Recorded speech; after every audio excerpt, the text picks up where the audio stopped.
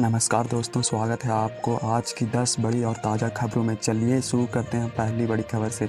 उससे पहले आपसे छोटी सी रिक्वेस्ट है कि चैनल को सब्सक्राइब कर लें। सुप्रीम कोर्ट के वक्त संशोधन अधिनियम 2025 को वैधता बरकरार रखते हुए कुछ प्रावधानों पर रोक लगाई है, जैसे वक्फ बोर्ड सदस्यों के लिए 5 साल तक इस्लाम अनुयायी होना और बोर्ड में गैर मुस्लिम सदस्यों की संख्या सीमित करना। कोर्ट ने कलेक्टर संपत्ति अधिकार तय करने का अधिकार देने वाले प्रावधान पर रोक लगाई है। कांग्रेस और केंद्र सरकार के मंत्री किरण रिजिजू ने फैसले का स्वागत किया है। कांग्रेस ने न्याय और समानता की जीत बताई है। हरीश रावत ने कहा, सुप्रीम कोर्ट वक्त के इतिहास को समझता है। दुबई में एशिया कप 2025 के भारत पाकिस्तान मैच के बाद विवाद गहरा गया है। पीसीबी ने मैच रेफरी एंडी पॉयकास्टा को हटाने की मांग करते हुए आईसीसी और एसएससी में शिकायत दर्ज कराई है। उन पर खेल भावना की कमी का आरोप लगाया है। पीसीबी ने टॉस के दौरान हाथ न मिलाने और भारतीय टीम के व्यवहार पर आपत्ति जताई है। गौतम गंभीर ने कहा, टीम ने पहलगाम हमले के पीड़ितों के साथ एकजुट दिखाने के लिए हाथ नहीं मिलाया। शिवसेना के यूटी संजय राउत ने मैच फिक्स का आरोप लगाया है। कर्नाटक के मंत्री प्रियंका खड़गे ने बीसीसीआई पर मुनाफे को देशभक्ति के ऊपर रखने का आरोप लगाया है।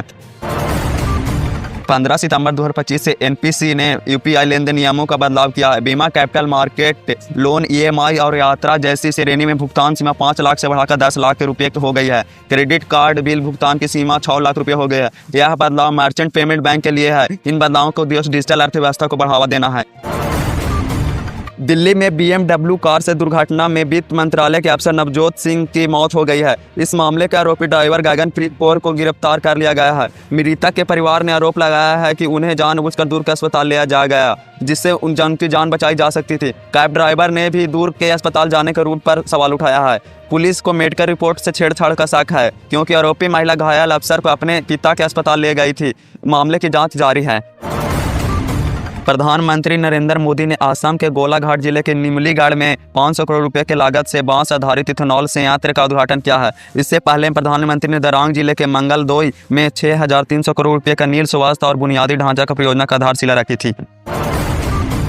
बिहार में 2025 के चुनाव से पहले सियासी पारा चढ़ा हुआ है। हाल ही में पीएम मोदी ने पूर्णिया में 36,000 करोड़ रुपए की विकास परियोजना का उद्घाटन किया। वहीं बीजेपी ने मध्य प्रदेश के मुख्यमंत्री मोहन यादव को बिहार की राजनीति में उतारने का नया समीकरण बनाने की कोशिश की है। तेजस्वी यादव ने मंत्री जीवेश मिश्रा पर पत्रकार को मारपीट का आरोप लगाया है। उनकी बर्खास्त की मांग की है। पटना में चिराग पासवान के समर्थक ने मुख्यमंत्री पद के लिए पोस्टर लगाए, जिन पर लिखा है, बिहार मांगे चिराग। बिहार विधानसभा में विपक्ष के नेता तेजस्वी यादव ने जाले विधायक और मंत्री जीवेश मिश्रा और उनके समर्थकों पर कथित रूप से एक यूट्यूबर की पिटाई और अवैध व्यवहार का आरोप लगाया है। उन्होंने मुख्यमंत्री नीतीश कुमार से सवाल किया है कि अब तक इस मामले में कार्रवाई क्यों नहीं हुई। पटना में प्रेस वार्ता के दौरान तेजस्वी ने कहा, आज प्रधानमंत्री बिहार आ रहे हैं और मुझे उम्मीद है कि मंत्री जीवेश मिश्रा पर कार्रवाई होगी, जिन्होंने सवाल पूछने पर एक पत्रकार को अभद्र व्यवहार किया। उन्होंने राज्य मंत्री परिषद से हटाकर जेल भेज जाना चाहिए। क्या प्रधानमंत्री सिर्फ वोट के लिए यहाँ आ रहे हैं? क्या यह जंगल राज नहीं है? कल 15 सितंबर 2025 को पटना में छात्रों ने विभिन्न मुद्दों को लेकर प्रदर्शन किया। इन प्रदर्शन में दरोगा भर्ती को लेकर विरोध प्रदर्शन शामिल थे। प्रदर्शनकारियों ने परीक्षा के बाद हुई गड़बड़ी पर अपनी आपत्ति जताई। इसके अतिरिक्त STET परीक्षा में दरों को लेकर भी छात्रों ने विरोध प्रदर्शन किया। इन विरोध प्रदर्शन में दौरान पुलिस ने छात्रों पर लाठीचार्ज भी किया।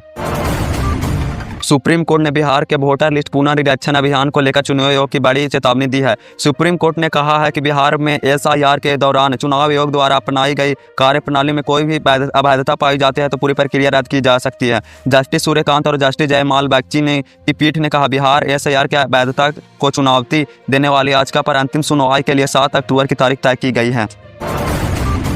मेलबर्न से लेकर लंदन और सिडनी से लेकर पेरिस तक इन दिनों प्रवासियों के खिलाफ विरोध प्रदर्शन चल रहे हैं। ये तीनों ही देश में हाई माइग्रेशन रेट मार झेल रहा है और ऐसे में स्थानीय लोगों का गुस्सा फूट पड़ा है। इनमें से 2 देश ब्रिटेन और ऑस्ट्रेलिया में जल्द चुनाव भी आने वाले हैं। इस वजह से एंटी इमिग्रेशन का मुद्दा और तेज हो गया है। स्थानीय लोगों की शिकायत है कि प्रवासियों की वजह से नौकरी की कमी, सांस्कृतिक बदलाव और संसाधनों पर बोझ बढ़ रहा है। इसलिए राजनीतिक, आर्थिक और सामाजिक कारणों से एंटी इमिग्रेशन रैली आयोजित किया जा रही है।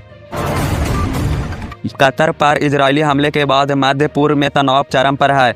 दोहा में अरब और इस्लामिक देशों के नेता इजराइल के खिलाफ जवाबी कार्रवाई की तैयार कर रहे हैं। गाजा से 20,000 लोग का पलायन हुआ है और इजराइल ने गाजा में सैनिक बढ़ा दिए हैं। यूएई ने इजरायली रक्षा कंपनियों को दुबई एयर शो का 2025 से प्रतिबंध कर दिया है। अरब देशों के बीच नाटो और सैन्य गठबंधन बनाने की कवायद तेज हो गई है, जिसमें मिस्र ने तालमेल का प्रस्ताव दिया है। ट्रंप ने इजराइल को कतर के साथ सावधानी बरतने की चेतावनी दी है। तो दोस्तों ये थी आज की बड़ी और ताज़ा खबरें। आपको कौन सी खबर सबसे ज़्यादा चौंकाने वाली लगी कमेंट में बताइए, और अगर वीडियो अच्छा लगा तो लाइक और सब्सक्राइब करना ना